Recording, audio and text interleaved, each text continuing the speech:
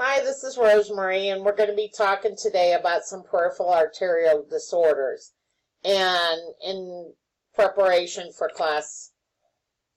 So some of our unit objectives, we're going to look at the anatomic and physiologic factors that affect our peripheral blood flow.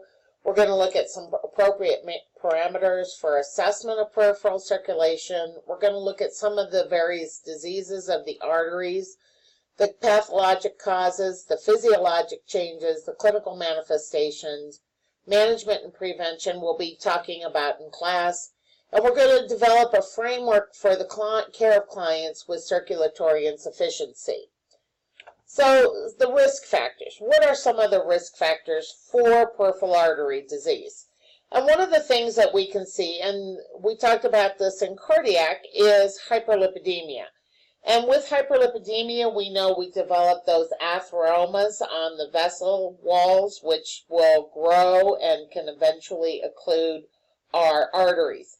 Same thing that it did in the heart, it can do to really any vessel. So we're looking at the arterial vessels of the lower extremities for hyperlipidemia. Another thing that is a risk factor is diabetes, and not so much diabetes, but the uncontrolled blood glucose.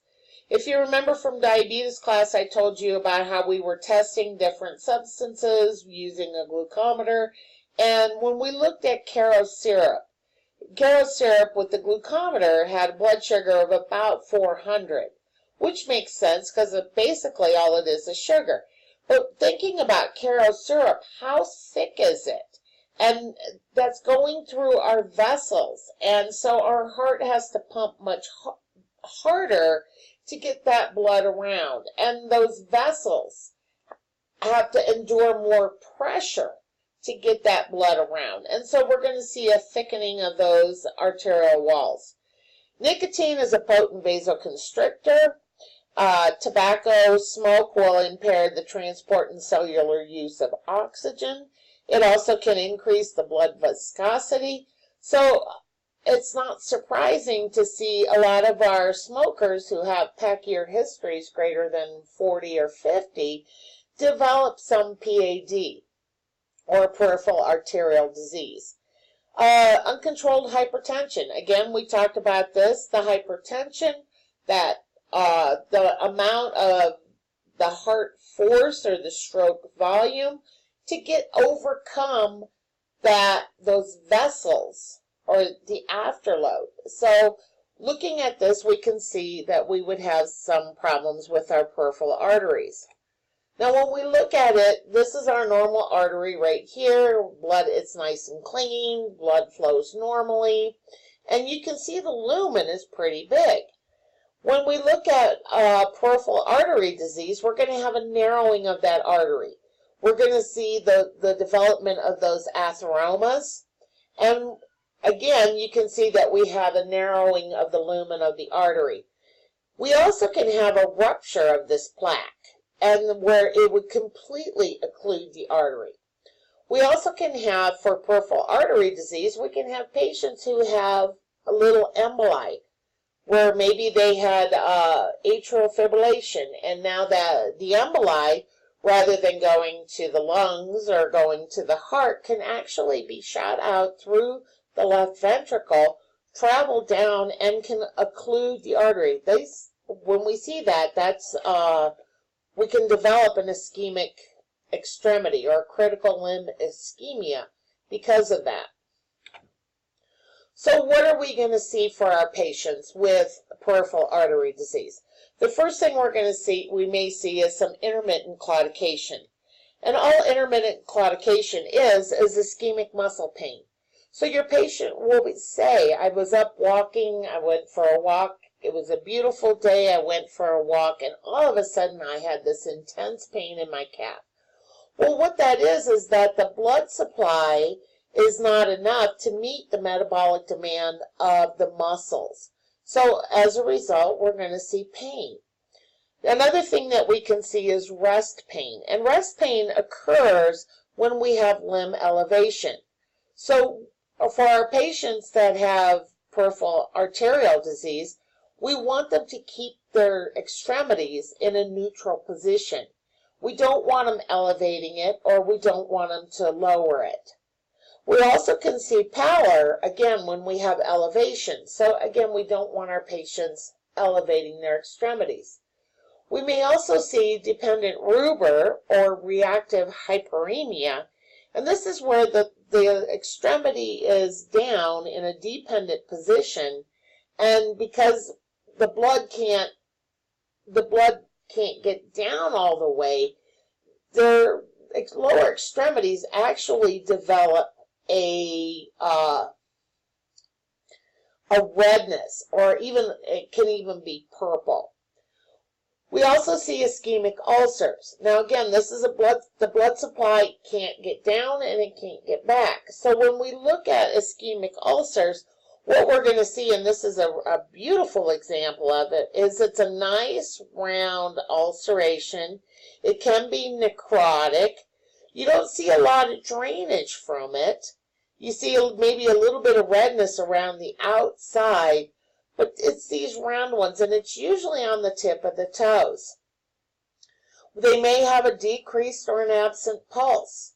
So this would be important. That's why we assess them. Now, especially for those patients with atrial fibrillation and they have those clots, we can see, we'll be assessing their pulses. Say they came in because they have an AFib and we're anticoagulating them. And one day you may have a perfect pulse, you got a 3+ pulse, and then maybe the next day it's a 2+ or a 1+. It could be because that clot is actually shot out and now it's in the lower artery. When we have this, what we're going to see is a line of demarcation. And if you look at this extremity up here, you can see it's nice and pink up here, and then we have this paleness down here in the lower part of the extremity. And when we have patients that have a sudden embolic event, such as maybe throwing a clot from AFib, there's many other things that they can do, you're going to see this. And this lower extremity here is going to be cold, it's going to be pulseless. The patient's going to complain of intense pain because there's no blood supplying no blood supplying the muscles, and you're going to feel an absence of pulse. So here we have a picture of a patient that has intermittent claudication, somebody that was walking and now they have this intense pain.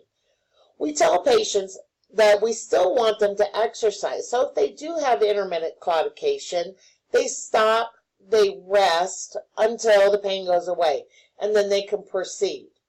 Here's an example of a dependent rubor, and unfortunately this is the only picture I can find, and it is a black man, but you can also see how it's nice and the blood is thick here and it's kind of red looking as compared to the other extremity.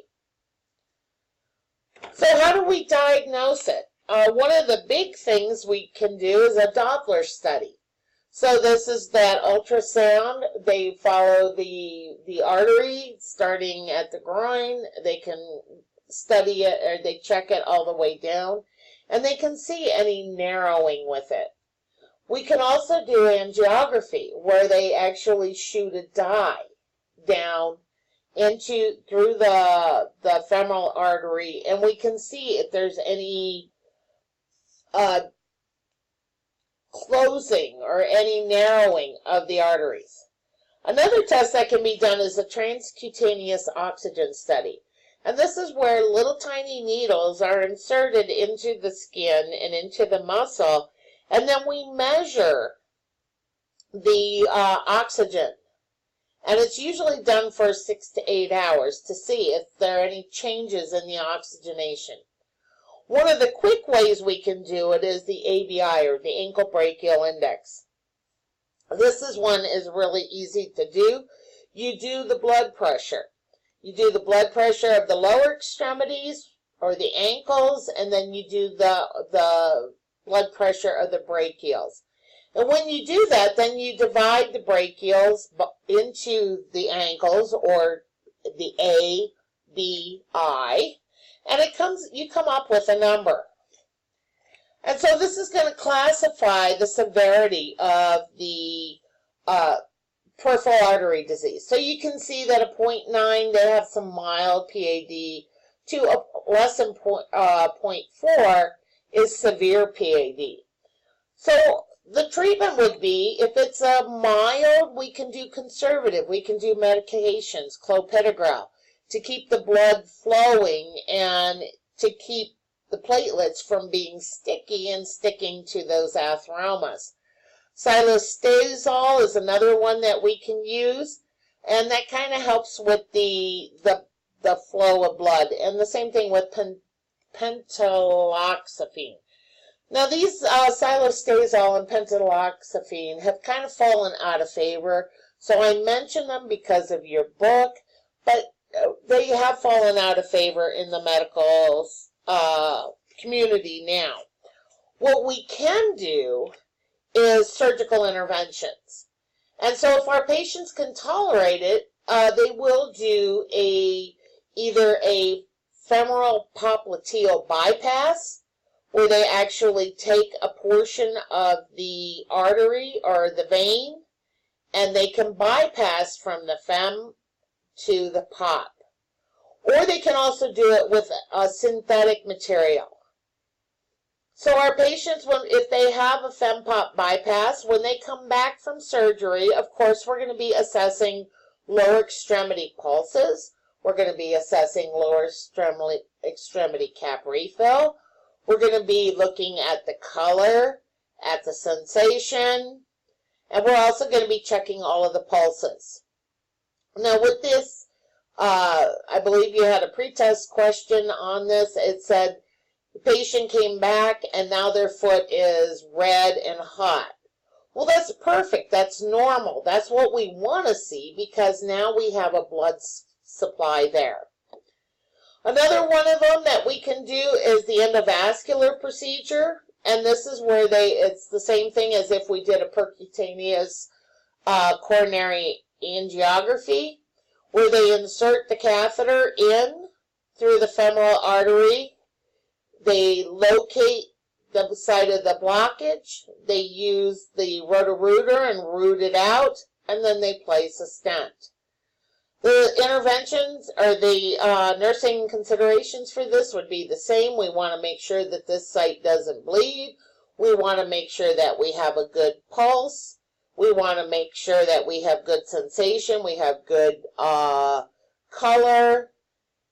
And if you think about it, again, you might see some increase in redness because we're going to see more circulation.